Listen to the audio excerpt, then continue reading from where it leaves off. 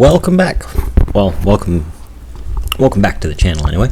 Thanks for watching. Thanks for sticking around, staying tuned. Just a quick side note while we're before we get started here on what we're gonna talk about here today with KSP Interstellar Extended. We're gonna talk about kappa. I'm not a lawyer. I don't know a lot about stuff. I don't know a lot about anything really. So this whole kappa thing, you know, I get the need for it, but I have absolutely no idea how it really pertains to the everyday person. Like, for real, I'm like 100 million years old, and I figure that the people watching these videos looking for information on how to play Kerbal Space Program with Interstellar Extended attached to it, generally going to be, you know, masochists first off that love the pain and joy of figuring all this complex stuff out, but generally, like, you know, people also 900,000 years old. So if you're not, you're a genius, and if you are, you're a genius, and I'm not either of those. So generally, just if you're watching this, I figure you're an adult, so I don't really know what else to say. I don't monetize these videos anyway. It'd be cool if I could, but whatevs. So yeah, FTC, if you watch this, these are for adults that want a complicated game to play. Okay, adults play games. Get with the times. So anyway, what we have here today, audience, is totally not a death ray. I promise you, it's most likely not a death ray. It is antimatter powered. We got our classic warp coil looking antimatter, plasma antimatter power generator. We've got this bad boy here, the dyed magnetic antimatter container. Let's go ahead and open that up, give it some electromicity. Oh, no, we want to open it up. There we go. It's empty right now. There's nothing in here. Let's aim the camera there. There we go. Completely empty right now. So things you can do with this. We have antimatter that we're using to run our power supply here. We are just shy of 800,000 meters from the surface, 800 kilometers from the surface of Kerbin. Take a look at it on the map here. You know, not perfectly circular, but good enough. Good enough. All right, so 800's a little bit better, but we're close enough. So we're collecting a little bit of antimatter a while. I ran the reactor for a while. About 44 minutes we've collected about, I think, like 9, something like that, like units of antimatter. So it takes a while. So we'll have to, you know, time warp. So if we time warp ahead, you know, it slowly goes up as we go around the planet in the Van Allen belt. If we take a look at the clock over here, 3 hours in, you know, 4 hours in, let's just go ahead and speed up till we're full. Okay, so full took about 11 hours-ish, we'll say, to fill up completely on antimatter. Which, I mean, 11 hours for free antimatter is not like the worst thing in the world, honestly, I'd have to say, considering how difficult it is to actually make in real life. So yeah, you know, you just get your free antimatter, right? You stick a bunch of liquid hydrogen on here so you can just keep it cool up here. You know, it doesn't take a lot of power to keep it cool, and it's way up here. So it's like half a kilowatt per tank. And you got plenty of hydrogen for, you know, a long time. And antimatter you've got for 295 years, just sitting here spinning the radiators, which we absolutely don't have to do, by the way. I could just turn those off, probably. Yeah, the torque's still on, so I'd have to turn the torque off, and I wanted it to spin, so it's going to keep spinning. Anyway, so we can just keep up here just idling for, you know, something like 200 years. Longer, actually, I think, because it's going up. Yeah. Just chilling, you know. It's not transmitting anything right now. You know, it's off. But okay, cool, right? That sounds neat. But we want to do some stuff with this. So first thing we're going to do is do a little tutorial on positrons, antihydrogen, and antimatter. Because I don't want people to get confused on what I'm talking about when I'm talking about one or the other, and sometimes I confuse myself. So we're just going to get these little windows up here, and we're going to take a quick look. So antimatter, okay, antimatter is what we are collecting with these here antimatter collectors in the Van Allen belt. All right, so the magnetic sphere of, you know, liquid metal core spinning around in here, big planet, sun. So right around here, it starts making antimatter, and the field, you know, grabs that, and we store it. Okay, so we store it, and we're getting a net, you know, profit of antimatter, even though we're using it to power this entire station. We are still collecting more than we are using to run all of this ridiculous stuff. Kerbin, if this thing were around Joule, just absurd. It would be absurd. Okay, so that's antimatter. What that actually is an antiproton, not antihydrogen. It's just an antiproton. You know, that's all we're scooping up. We got these, I think, negatively or positively charged rings are scooping up the antiprotons, which are negatively charged, and we're not getting positrons. Okay, so our positron rings over here are empty. We're not getting any. These don't collect positrons. Okay, to get your positrons, you want the free electron laser is a really, really good way to get them low down the tech tree before you get like singularities and I think the factory that just makes them you know, hammer out the things with using electricity. So you use this beam producer, not the one with the laser attached to the top of it, but just the free electron laser universal beam producer that lets you, you know, select a wavelength, that sort of thing, and it there it is. Produce positrons is an option you have on here because it can just do that in here. So if you turn that on,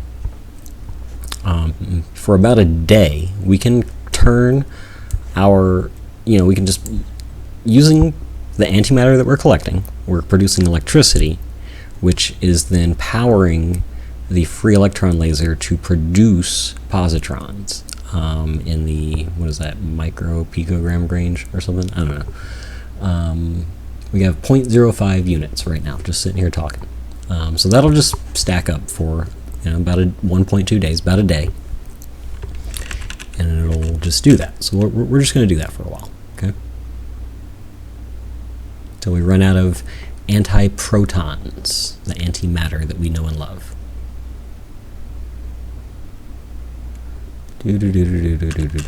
Okay.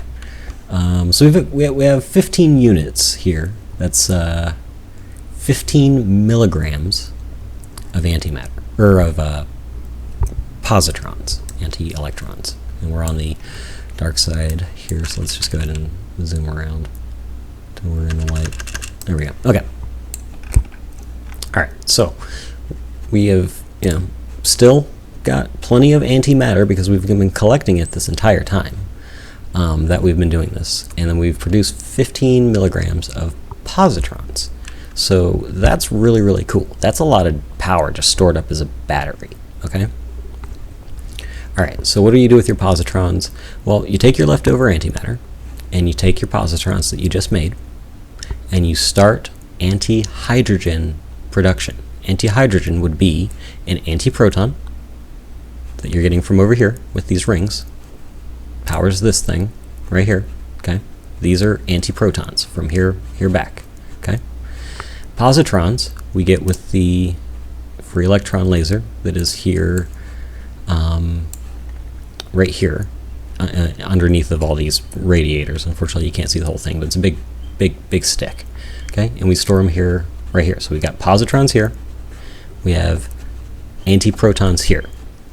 Right here in the middle, we're going to start antihydrogen production, which is a antiproton nucleus and a positron orbiting it as, you know, a hydrogen analog, where it's just a proton and an electron. So, boom, we start making these. Okay, and we're slowly going up. We have antihydrogen by the gram. We have about 5.8 grams.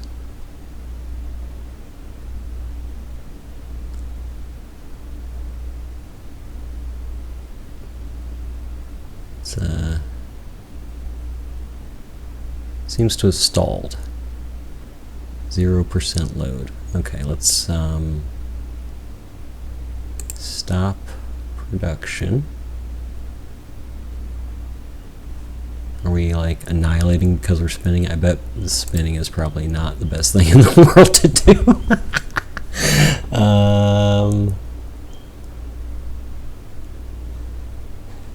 No, we appear to be.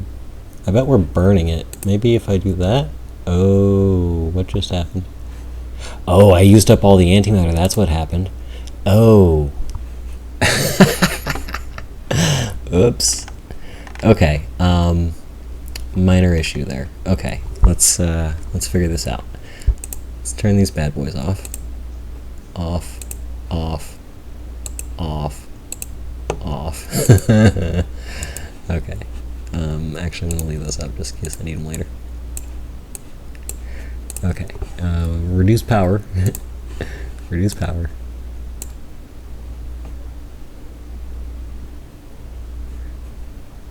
Oh, I'm still producing the hoodickies. That's why. Produce positrons. Yeah, let's turn that off. That's where all my antimatter went. Okay, so that's, you don't want to do that. You definitely want to keep an eye on the power usage there, and not overdo it. Okay, so we ran out of antimatter, but we're going to collect some really quick. In the meantime, we have antihydrogen to run on, and plenty of it. Super power dense, by the way. As you can see, we don't have that much, you know, but it'll power us for years, just sitting here idle. So we're good. We're good. Totally good. All right, so let's turn that off.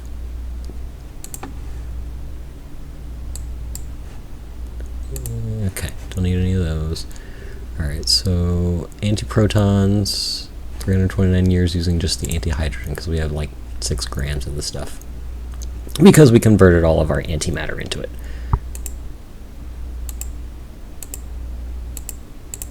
Doesn't really make a dent there with what we've got. So okay,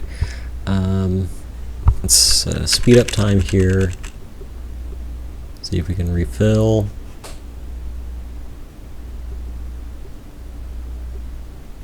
All right, so we're what, 10 days? Okay. All right, after 10 days, we collected 747 units of antimatter. Still have 0.07 units of antihydrogen, 5.7 grams. Still have 14 units of positrons. So anyway, the point I was trying to make here is you got all your antimatter and that's all great and good and all, but if you really want to make some use of what it's really for is a power storage device. It is for storing power as a super dense battery, and then, you know, like you're good for a while. So you take all that antimatter and you cram it into a thing with a bunch of positrons and you store it as antihydrogen, very carefully, of course. You know, mind your G-force limits, temperature limits, things like that. But then, I mean, you just store it, and if you need to deconstruct it, you can just deconstruct it. So like I can deconstruct that and fill up on antimatter in a jiffy. All right, and that used 0.03 units, so I'm left with 0.04. I used 0.03 and got like a ton of antimatter back. Positrons, super dense, so 14 milligrams of positrons will last you for, you know, a while of antihydrogen production. So, okay, all that's cool, but what's that for, right? All right, so you got this super cool battery that I really want to get it like super filled up, at least for a while, so that I can show you what it can really do when it's totally full. But it's probably going to take forever, so you know, I need like a good time warp mod, you know. If you know of any, definitely recommend one to me. I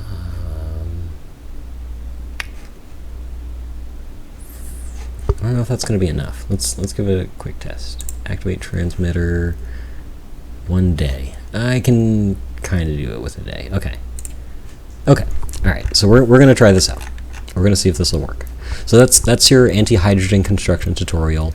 Take what you learned there and just add more time. Okay. So just a quick recap. You know, you use your antimatter collectors. I scaled these up a little bit and did some wicked cool stuff. Sure. You don't have to do all that, honestly. You know, you can build something more modest and normal looking. I just like to have fun and build stupid, weird things. Yeah, that's just me.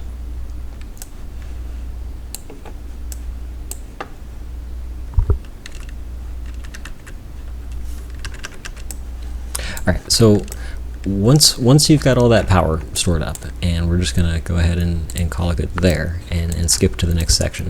Once you've got all that power stored up, you're going to take your beam transmitter here, connected to your electron laser. It's doing double purpose. It's also a beam generator. So we're going to go near ultraviolet, middle, far, I forget. I think we're going to start with near, and then we'll go to far if it works out properly. So I didn't really do any planning really with phase angles or anything, so I'm just going to chuck something out into space and then push it with the laser. Okay, that's going to be the next step. Launch something and push it with this here beam that we've got right here. Okay, and I'm using the ultraviolet spectrum. So we're going to use the dipole engine there.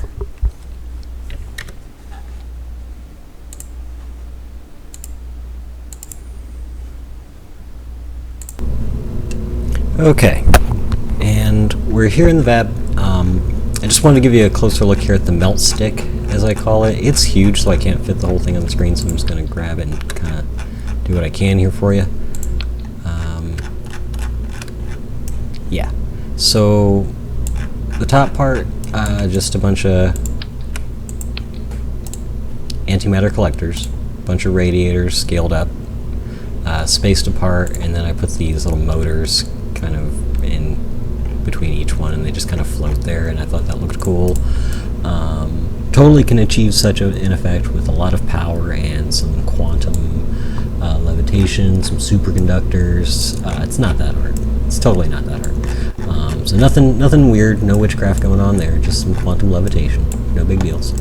We're cramming antimatter together, so if you can, just go with it. Beyond that, you got your free electron laser hickey-doo right here. Okay, so let me open that up here for you. So take these off. This is how you get your positrons early on. It's the easiest way to do it. It's available pretty early in the game. It's actually available before you can even store the positrons, just FYI. So once you get this bad boy and then you unlock the technology to store positrons, you can use this to generate, money with positrons. So if you open it up, there you go, get a little animation there, close it again. Yeah, alright, so that's that bad boy right there. You make your positrons with that. That's how you do that. Okay, alright, so let's not save that. Now, what we're going to push with it is the ZapSat Mark 1.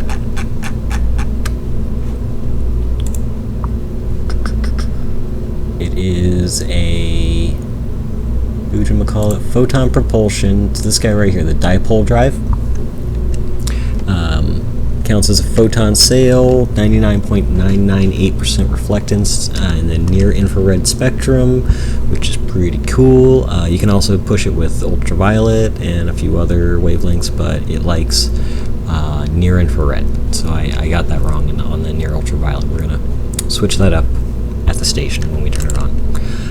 So the dipole drive, it's pretty cool. It gives you a bunch of readouts when you're out there in space. It's huge. Let's go ahead and deploy it. Take a look.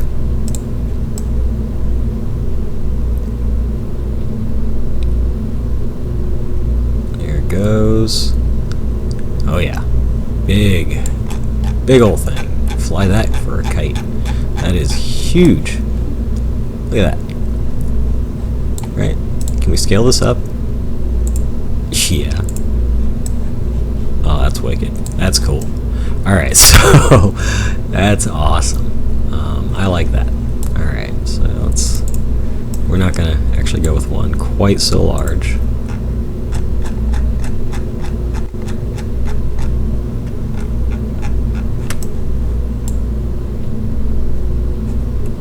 We're going to take a quick look. Alright, so that's that thing. It's got two of those sheets there, and it apparently likes the near infrared spectrum. Is what we should be shooting at this guy. Really didn't put much on here, other than like a probe core and a few other things. Some communications.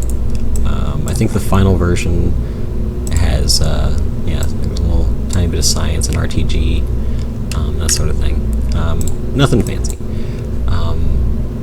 When we actually launch this thing, though, let's see.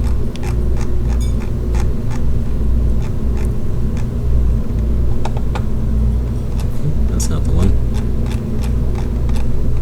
Yeah, a lot of my mods aren't all installed in 1.8.1, so a lot of my ships don't work at the moment, but we'll get there. We will get there. So this right here, this is ZapSat Mark 1. It's got that thing that you just saw in there, and I think I added, yeah, I added these here just to, honestly, just to bring the weight up to exactly 0.750, so 750 kilograms is the total mass after final, stage. So from here up, 750 kilograms. So it's not a very heavy vessel overall. It's only 45 tons, and all of that's just the lift stage. It costs about 91,000. And what we're using are Rutherford Engines. I scaled these up to 1.25, so each one requires 0.442 megawatts of power to run, and there are 5 of them. So I just took a molten salt reactor, this guy. Just took one of these, scaled it down to about that big, and then an electrical generator of the same size, and that gives me more power than I need. I could use beam power, but it would make it less aerodynamic to put something like that on there, and I think this looks kind of cool, and it's tiny. It's 21.5 meters tall from like here to here. That's 21 meters. It's actually not that big at all, but it will get to orbit because its payload's less than a ton. So the Rutherford engines, 5 of them. I got a little mini asparagus staging, radiators around the reactor, a couple of these here super lithium batteries, which is why we don't run out of power, and we can power this whole thing on a reactor. There's only one reactor right here, so it's the final stage. So I only ran 1 nuclear reactor into the atmosphere on re-entry, as opposed to 5 of them. It's totally economical. It's great. It's definitely good stewardship.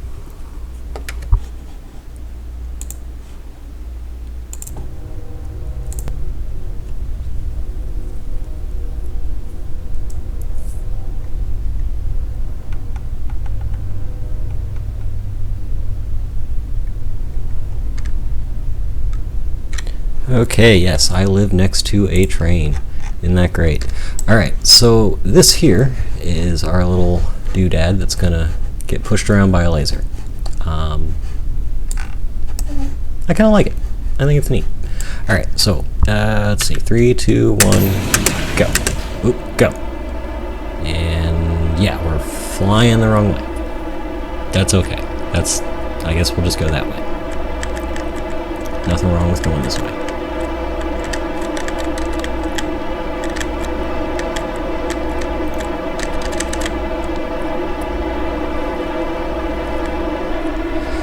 This inefficient launch profile brought to you by... Put the thingy in the wrong spot. Happens. Okay, so anyway, we're off. We're gonna go to space. Just, you were probably expecting me to go that way. Well, we're not. Let's make some adjustments here. Do-do-do-do.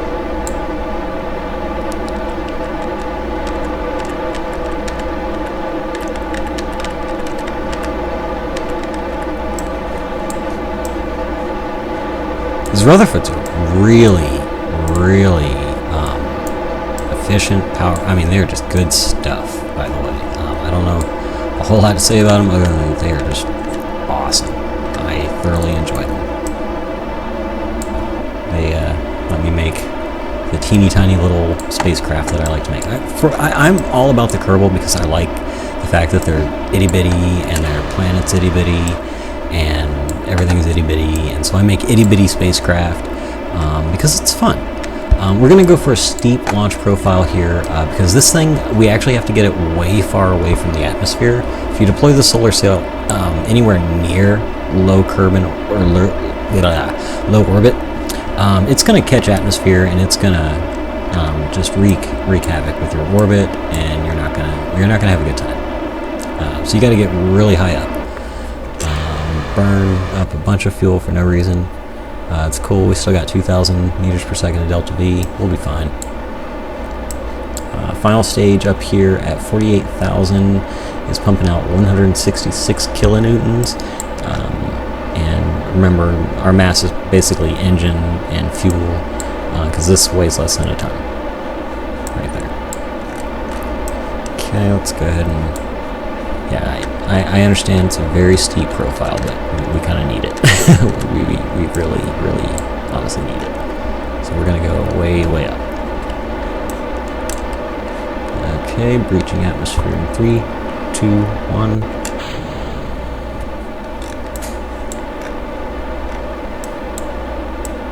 So we got antennas on here somewhere.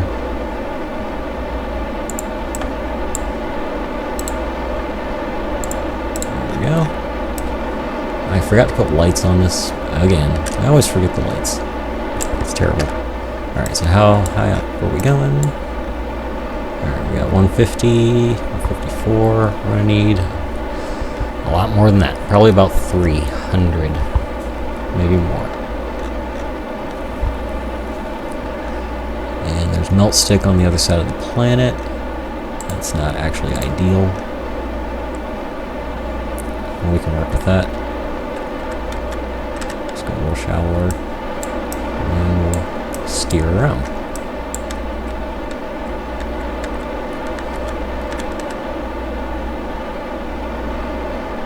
That's more like it.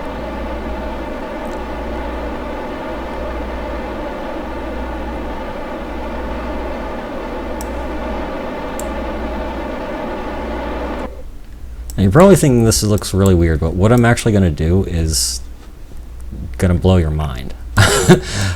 So that's why I'm doing it this way. It's actually kind of silly, but I am doing this in the most inefficient way possible on purpose. Just to let you know up front before I get any comments. I'm doing this on purpose to line this up backwards with the direction of the melt stick, and you'll see why when we get there. Okay.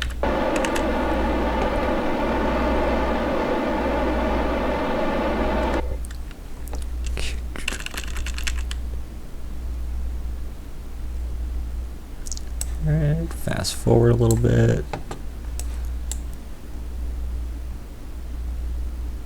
And right about there. Okie dokes. Let's see. Point. We can do this right. I don't know if I'm going to be able to do this right. I might mess this last part up, but we'll see. Okay, so start that. We do this, that. Nope, nope, nope, no. No, I didn't do it right. Oh, wait. Okay, that's probably not good. I think that's good. I actually don't know. I probably should have just let it go instead of firing, because now, yeah, it's gonna actually probably take back off. Well, that was bad. Anyway,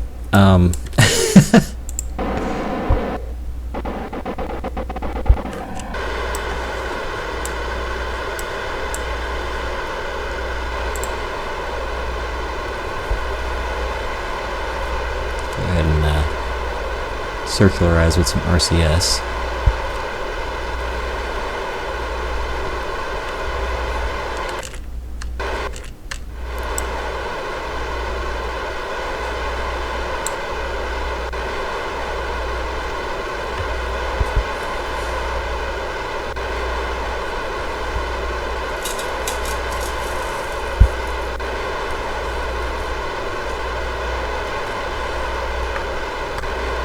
And there we go. Okay. We're in orbit. And we're leaving space debris in orbit. And that makes me sad, but it happens. Alright, so up here, about 777 kilometers, we deploy our sail, and we want to see what happens to our periapsis to make sure that we aren't catching too much drag from the atmosphere. Because, yeah, I mean, you can get it, but probably not so much way up here.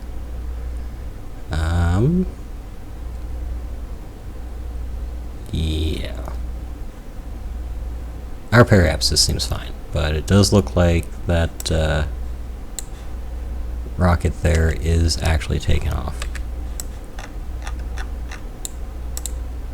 So that's something. So that's going to be a problem. We have space debris that's going to be a serious issue. Oh, that's not good. Okay, well, things happen. Anyway, let's try something else. All right, so we're gonna point at the target. Okay. All right, so this is gonna be cool. So we're gonna quick save it real quick. So we're gonna point at the target. We're more or less stable at 777, about 1,300 meters per second, right? Okay, cool. All right, so let's switch to this bad boy.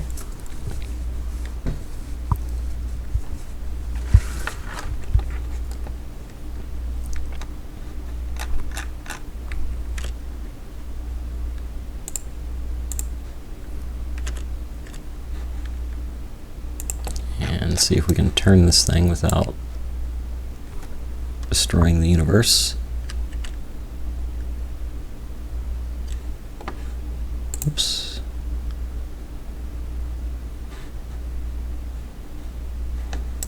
Yeah. That's probably not the best of things.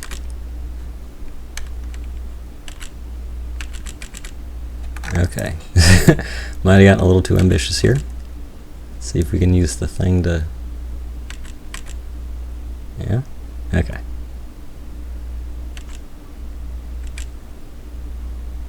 Right. Alright, so where's that satellite at? Alright, so it's behind us now, right? Okay, so SAPSAT's moving away from us. We are pointed more or less at it. Hopefully the Kraken doesn't destroy us. I probably shouldn't have done all that weirdness there and then tried to turn this whole thing around, but we're good. We're totally good.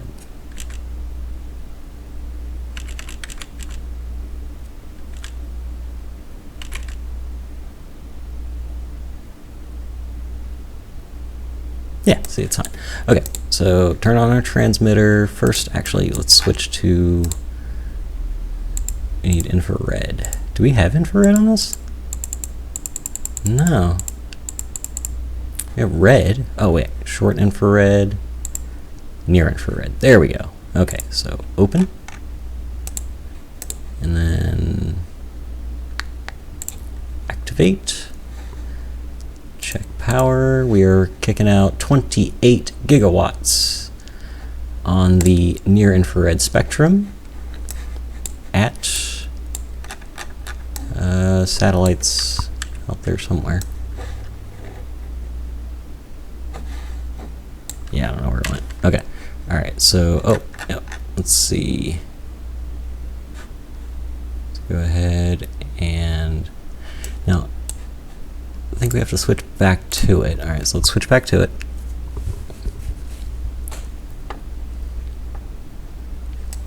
Okay. And make sure that it's behind us. Yep, okay. And then that's the debris.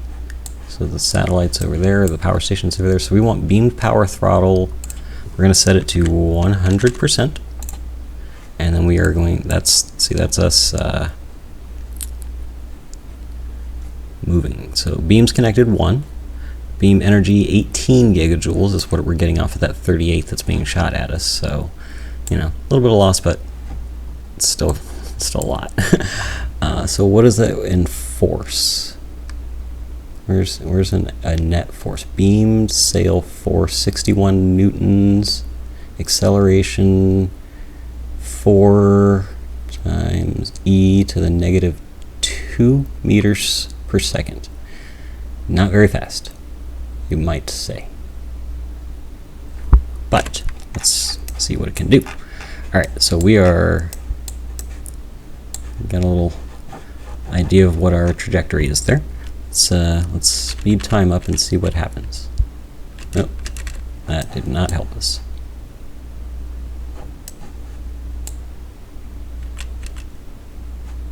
Oh, we are deorbiting. Oh, I didn't plan this one out very well, did I? We just got pushed right into the atmosphere. Oh yeah, that's pretty good. Yeah. Laser beam pushed us into atmo. So I didn't plan that one out very well. Wonder how long till we burn up.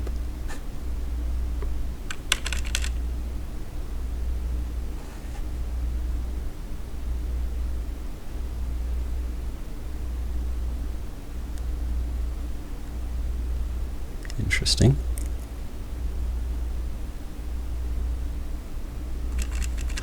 It's very odd. I would have expected us to be confetti by now. 200 meters per second. This is weird. I did not expect this to happen. What is going on? Please, somebody tell me why this is not burning up. This should be in a bazillion pieces right now, but it's going down ever so slowly.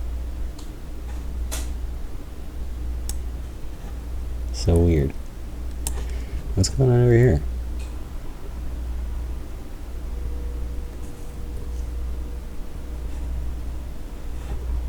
It says that there's like so much drag, and yet maybe I'm just literally just floating like a, what do you call them, a statellite?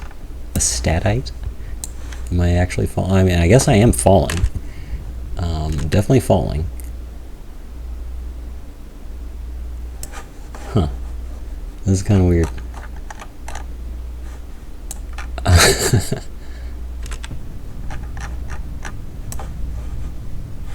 Huh.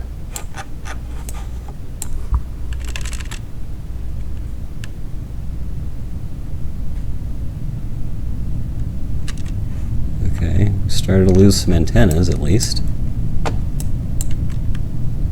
I wonder if this thing will actually touch down.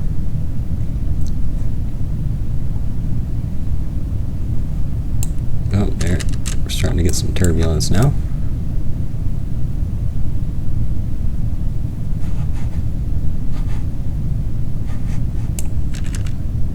I apologize for following this all the way through, but I actually want to see this all the way through.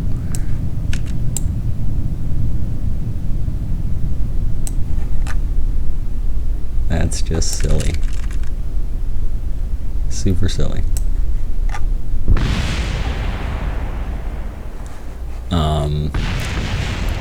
Yeah. Okay. That was not part of the plan. Oh, that was silly. What on earth happened there? Let's quick load real quick.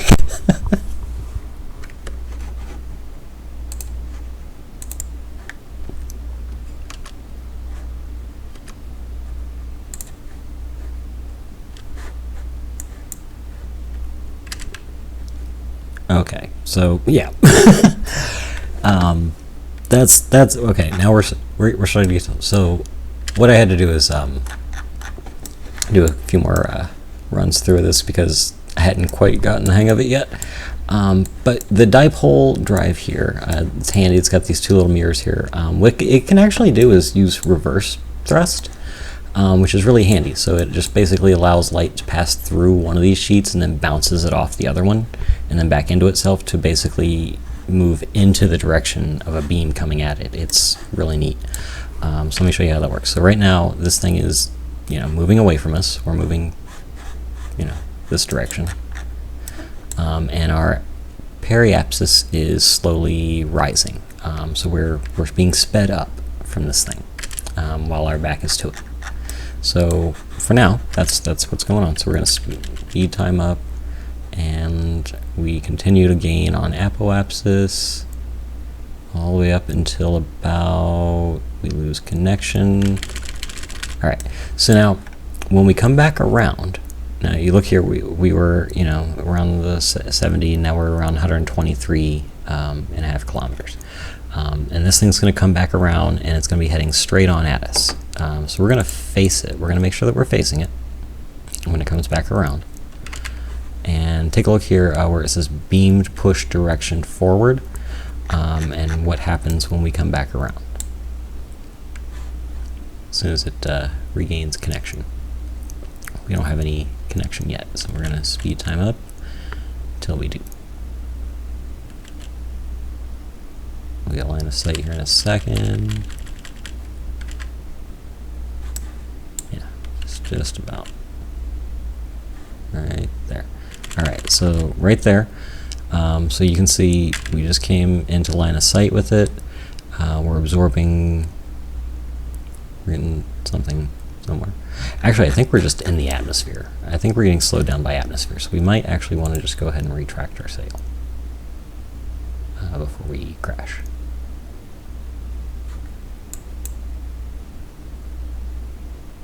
Yeah. Gotta be careful. If you're too close to the planet, that giant sail will collect any drop of hydrogen around, and it'll just smash you up, and it'll degrade your orbit, and you won't have a good time. Alright, so we're just going to let that pass go until we get it right about there. Okay, alright, now we can turn this thing back on.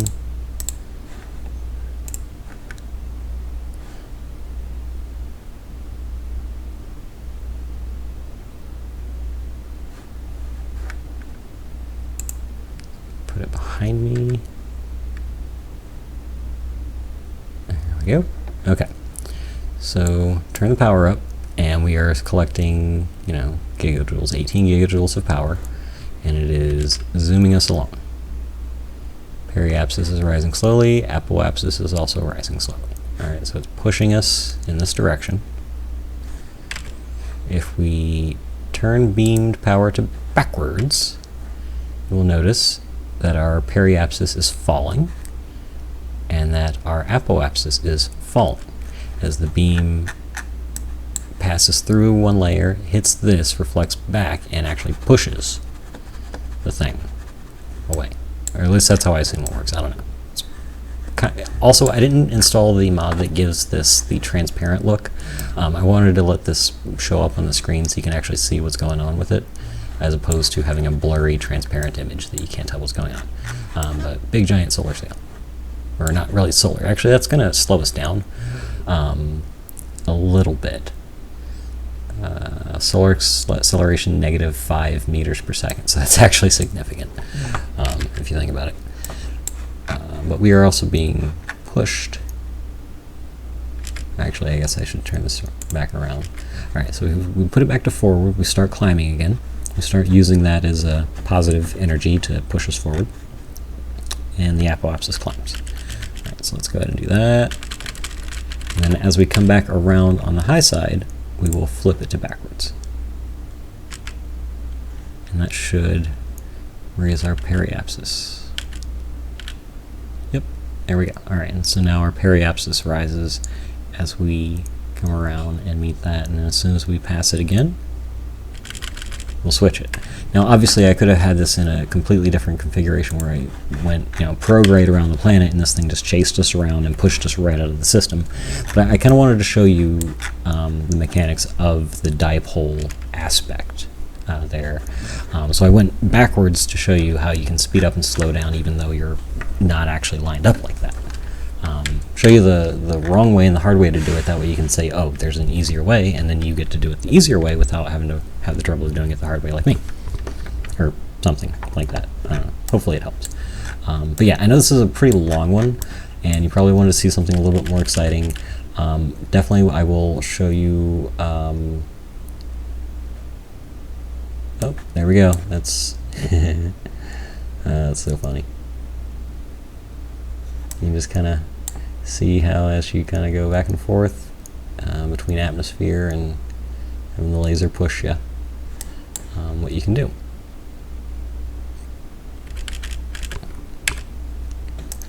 Okay, but say we wanted to do something really neat, like actually get flown out of the system. So I'm not going to do another launch. I'm just going to flip-flop the orbit here real quick. Can I just do that? Pretty sure I can just do that. Right? Yeah. Okay. So let's see. We're kind of trailing, so we're going to want to put reverse. We're going to want to face it and set it to backwards thrust. Full power! And let's see what that does for us. That does definitely appear to be decelerating us. We don't want that. Okay, let's try forward. Okay. Let's see what happens there. Okay, yeah, maybe. That's more like it. Okay. I imagine this thing's going to run out of fuel eventually. The antimatter reactor is probably going to run out of fuel eventually, but not too soon.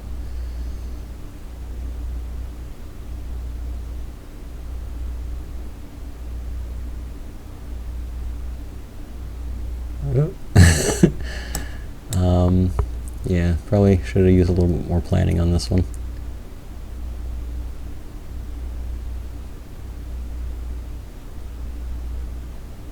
It's getting there, though.